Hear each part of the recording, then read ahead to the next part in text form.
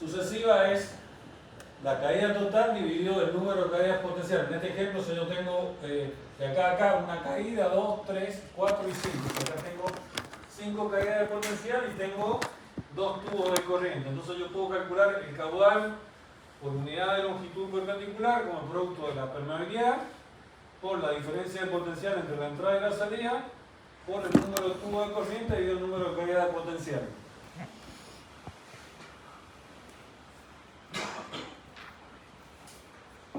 Digamos, hasta aquí, digamos, lo que es, o sea, la base teórica. Después, en el ejercicio 2, o sea, nosotros habíamos comentado que vamos a enfrentar un problema de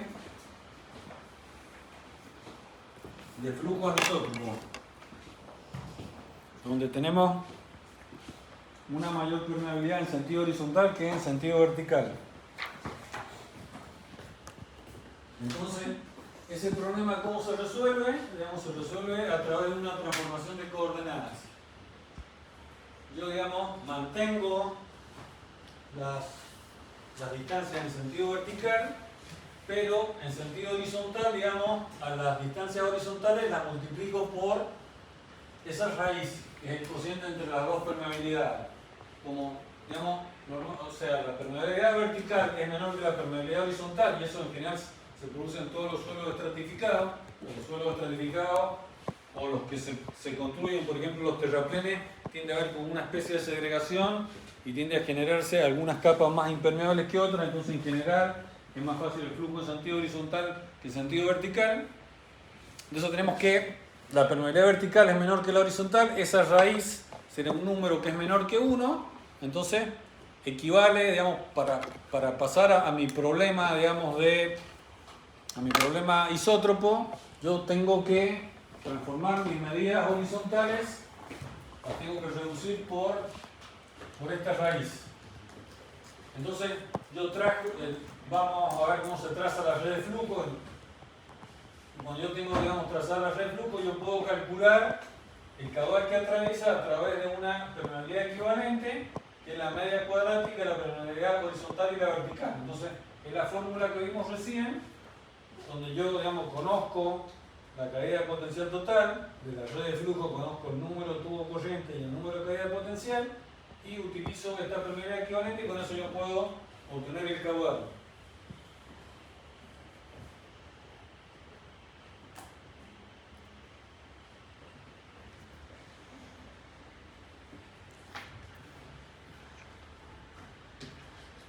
A todo esto, o sea, ¿ustedes saben qué es una SUD o dique derivador? ¿Qué es? Una obra que se hace transversal en un río para poder controlar los niveles de agua. Bien, o sea, digamos, en general, o sea, se llama derivador porque lo que estamos buscando es levantar el nivel aguas arriba para poder, digamos, sacar el agua del cauce. Entonces, por ejemplo, ustedes tienen, digamos, el dique Chipoleti, que permite, digamos, elevar las aguas ahí en el río Mendoza y sacarla por el canal matriz. Y en el caso, por ejemplo, del río Tunuyán, agua abajo del Carrizal, ¿qué tiene? ¿Cómo se llama? Hay un derivador ahí. El Tiburcio Vanegas. En general la gente le dice Medrano, que está cerca de la localidad de Medrano. Que ese fue, digamos, diseñado por Chipoleti, justamente. Una obra de fines del siglo XIX, bueno, y permitió, digamos, utilizar las aguas del Tunuyán, digamos, para riego. ¿Está bien? Entonces, vamos a ver cómo hacemos el trazado de la red de flujo.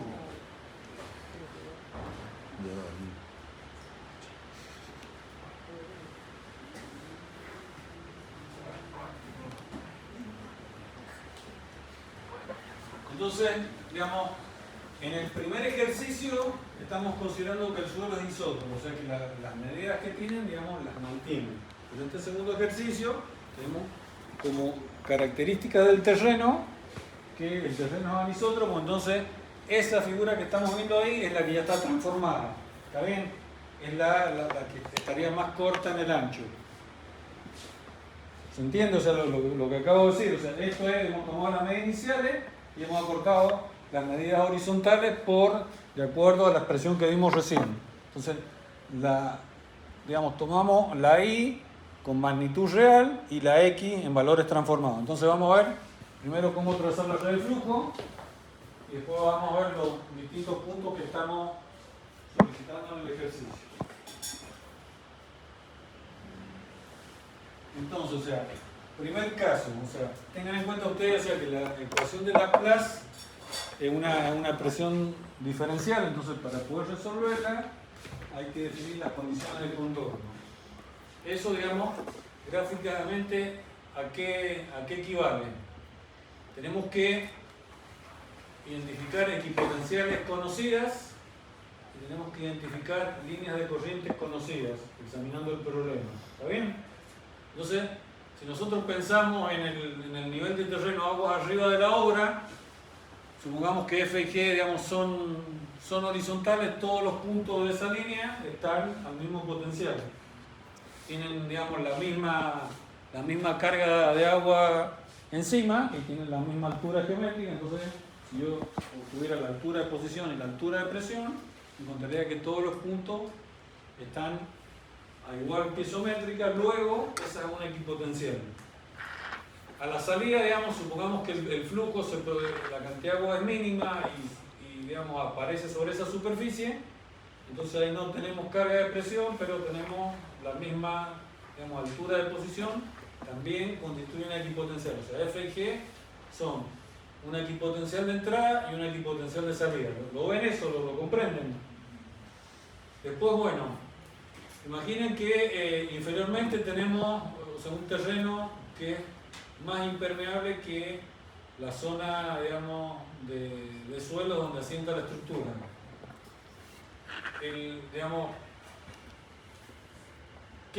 ¿Cómo consideramos un material impermeable respecto de otro? Para hacer esa comparación relativa. Usted, por ejemplo, en estructuras, si hay una diferencia de rigidez muy grande, ustedes pueden considerar, imaginen que tienen una viga muy gruesa y en esa viga a lo mejor colocan una columna arriba, el pie de la columna, si yo cargo a la columna, por ejemplo, con una carga horizontal, podría girar de manera apreciable si está en una viga muy rígida. Entonces, los efectos de usted para analizar la columna, podemos considerar que está empotrada en la viga. Independientemente que hay un giro real en la viga, es despreciable frente a la capacidad de giro que tiene la columna. Entonces dicen, como la viga es mucho más rígida que la columna, yo puedo considerar de que está empotrada. Con flujo el concepto es similar. Si yo tengo una diferencia de permeabilidad, por ejemplo, que supera 100, tengo dos órdenes de magnitud en el exponente, yo puedo considerar que un material, el que tiene el número, el exponente más chico, por ejemplo, tengo uno 10 a la menos 5, el otro orden de 10 a la menos 7, yo puedo considerar que el 10 a la menos 7 representa algo impermeable si yo analizo el flujo en el terreno que está con 10 a la menos 5. ¿Se dan cuenta? Y viceversa, si yo estoy analizando el flujo en el terreno que tiene un coeficiente de 10 a la menos 7, yo puedo considerar al material que tiene 10 a la menos 5 como si fuera agua libre. Como que no existe, desde el punto de vista del flujo. ¿Se dan cuenta? Entonces, por ejemplo, si en ese problema yo, voy a decir algo. Supongamos que tenemos 10 a la menos 5 en el centímetros por segundo en el terreno que yo voy a analizar el flujo. De KL para abajo tengo 10 a la menos 7, entonces lo considero impermeable. Y eventualmente hago arriba de FG, si yo tuviera, 10 a la menos 3, es como si tuviera agua libre. ¿Está bien? Entonces es un tema relativo de permeabilidades entre los distintos materiales. Bien, entonces, si yo imagino una gota de agua que aparece en este punto, esa gota que el recorrido va a describir, si este es un contorno impermeable, va a ir por encima del contorno todo el tiempo hasta aparecer en L y seguir. Entonces, esta corresponde, me define una línea de corriente con una condición de contorno. ¿Se dan cuenta? De la misma manera, si una gota de agua ingresa en G, esto es una estructura de hormigón, una estructura impermeable, va a ir siguiendo, digamos, el contorno. Acá hay una pantalla impermeable, va a seguir, o sea, le voy a bajar la cota y después va a subir alto. Entonces, eso representa, digamos, también otra condición de contorno. Entonces, cuando voy a buscar una red de flujo, primero que nada, analizo, digamos, las condiciones de contorno, o sea, las equipotenciales que puedo definir a priori y las líneas de corriente que puedo definir a priori. ¿Está bien? Segundo paso, dibujo unos pocos tubos de corriente, no sé, 4 o 5. Acuérdense, o sea, cómo era el caudal entre los distintos tubos de corriente, cómo tenía que ser. Igual, esa es una condición que hemos fijado para al final obtener los cuadrados curvilíneos. Entonces,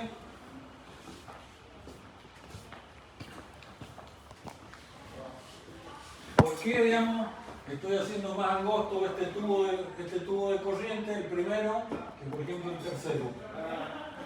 ¿Por qué motivo?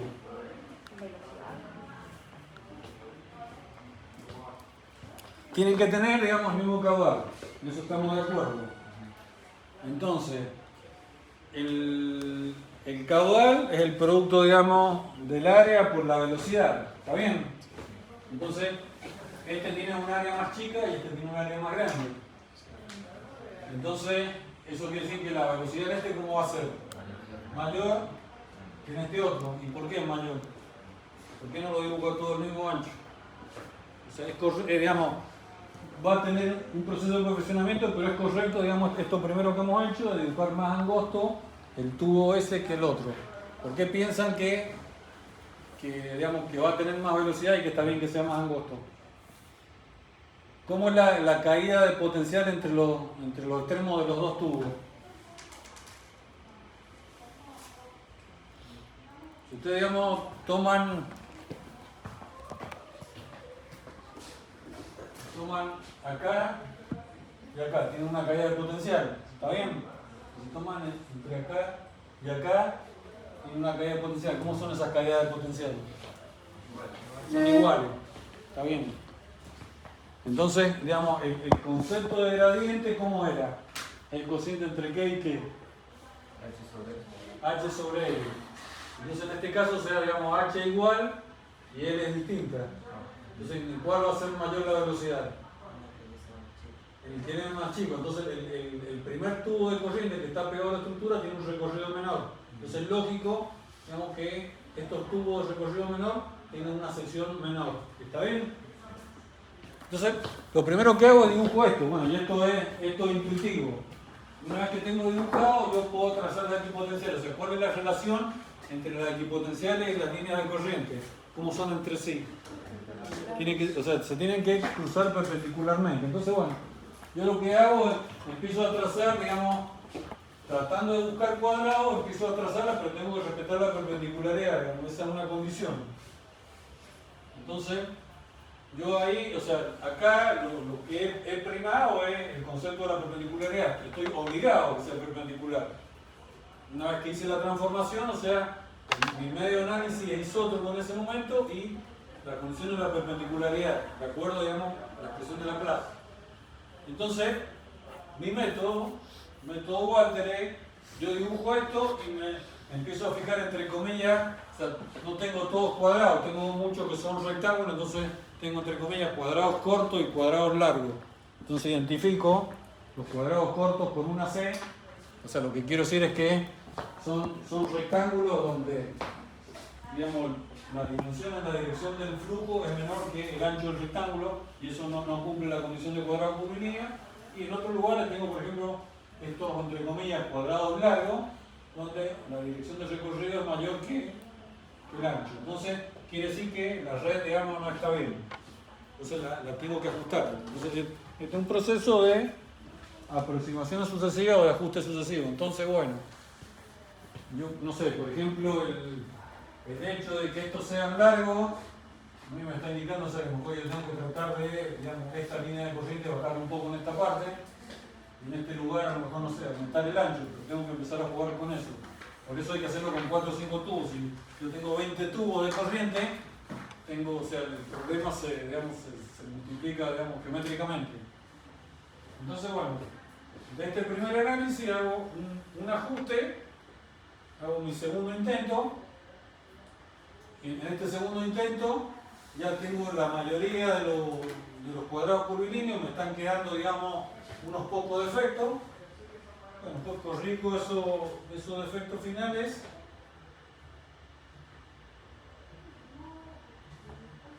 Y, digamos, obtengo una red más o menos decente. A ver,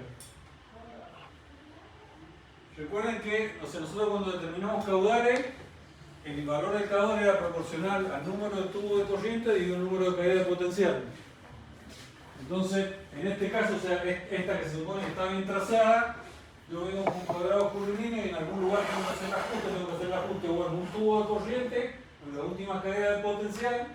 En este caso, o sea, yo tengo que este camino recorrido es menor que este ancho, lo mismo que aquí acá, lo que tiene que haber es una proporción. O sea, que estos que corresponden, digamos, a la última diferencia entre la penúltima caída potencial y la final, tengan la misma proporción. Entonces yo en este caso, o sea, tengo 4 tubos de corriente y 12,8 caída de potencial, que es lo que va a entrar en la expresión del cálculo de caudal.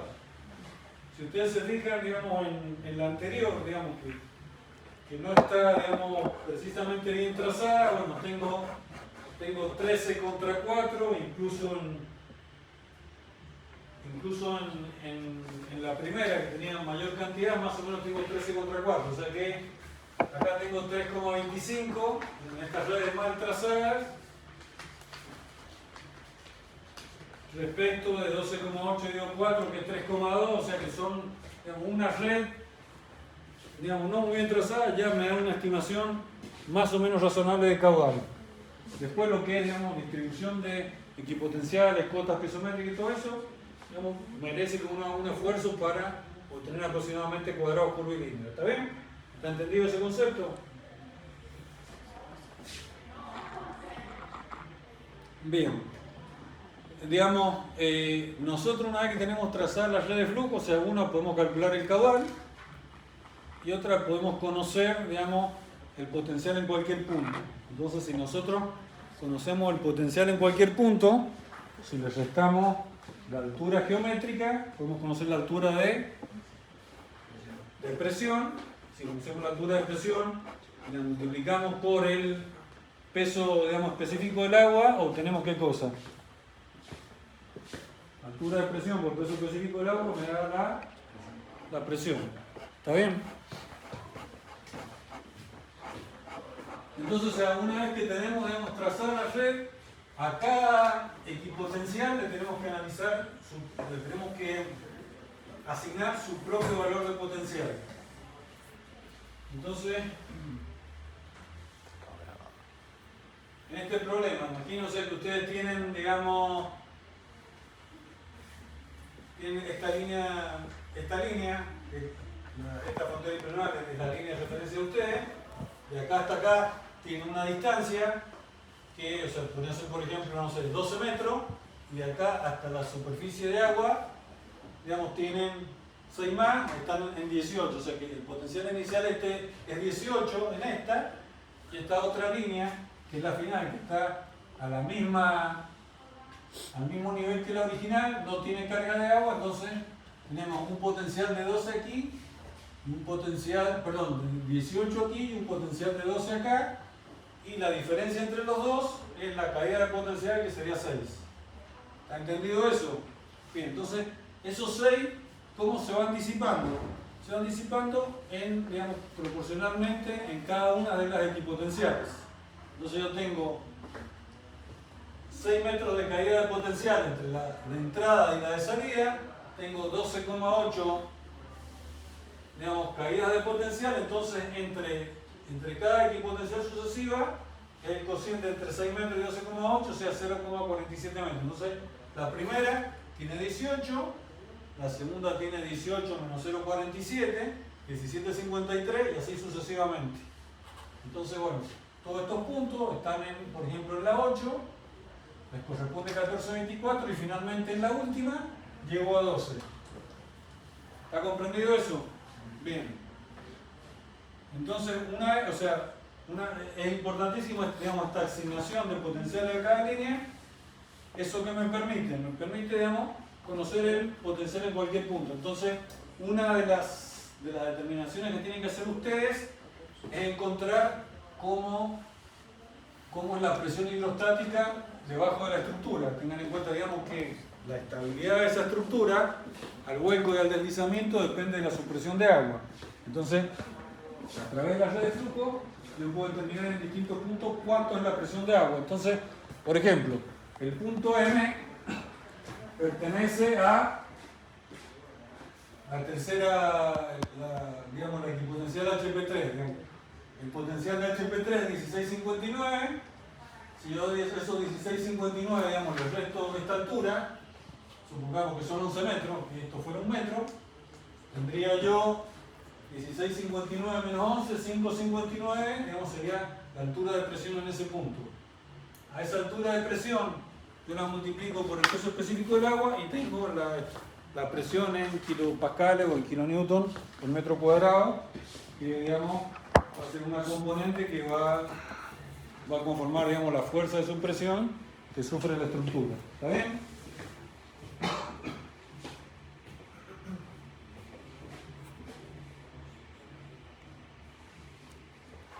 O sea, y una vez que la tengo trazada, o sea, recuerden que nosotros en el caso del ejercicio 2 estamos trabajando en un medio anisótropo, habíamos hecho la transformación para transformar un isótropo y tenemos que volver, digamos, a la condición original, que equivale a multiplicar las dimensiones horizontales del transformado por la inversa de aquella raíz que vimos recién. Entonces, bueno, es como si se estirara toda la figura y obviamente las perpendiculares dejan de ser perpendiculares, pero, digamos, las equipotenciales, todos estos puntos, digamos, son referentes de mi problema y las líneas de corriente también lo siguen siendo.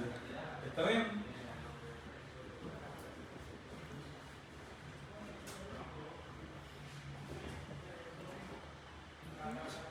¿Ya lo resolvieron?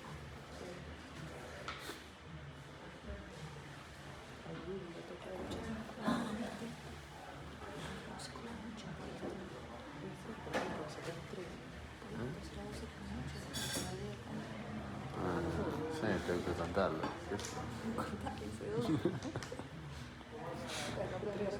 Otro día.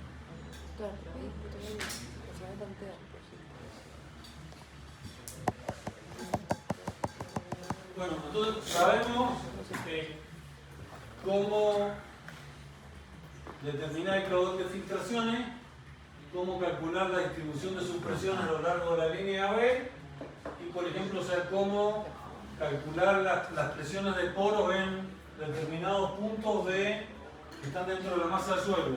¿A través de qué? O sea, de la red de flujo. En cualquier punto podemos saber el potencial. En los puntos conocemos, digamos, la altura de posición. Hacemos la diferencia, sacamos la altura de presión y multiplicamos por la presión de agua. Entonces, bueno, ¿qué interés podría tener, o sea, conocer las presiones en C, D y E? ¿Ustedes han sentido hablar de lo que es ocultación o monitoreo? ¿Han sentido hablar de eso? Ocultación o monitoreo. Bueno, eso comenzó en Francia, digamos, a fines de los 50, cuando hubo el colapso de una serie de estructuras. Entonces, eran estructuras que estaban bien diseñadas para el conocimiento de la época, pero por algún motivo, digamos, no funcionaron de manera adecuada. Entonces, así como el médico los oculta a ustedes, surgió el concepto, digamos, en francés de ocultación. Después, bueno, los estadounidenses que no le tienden a llamar monitoreo. Entonces, si yo, por ejemplo, coloco unos instrumentos, unos piezómetros en C, D y E, puedo comparar, digamos, la medida real cuando la estructura esté funcionando con la que yo he intuido, digamos, a través del análisis de flujo en la estructura que estoy diseñando. Entonces, bueno, eso se podría hacer con un tubo, se puede hacer con otros instrumentos de distinto tipo. Existen, digamos, instrumentos que se denominan, digamos, piezoeléctricos, que tienen digamos, un material que, digamos, reacciona a la diferencia de presión.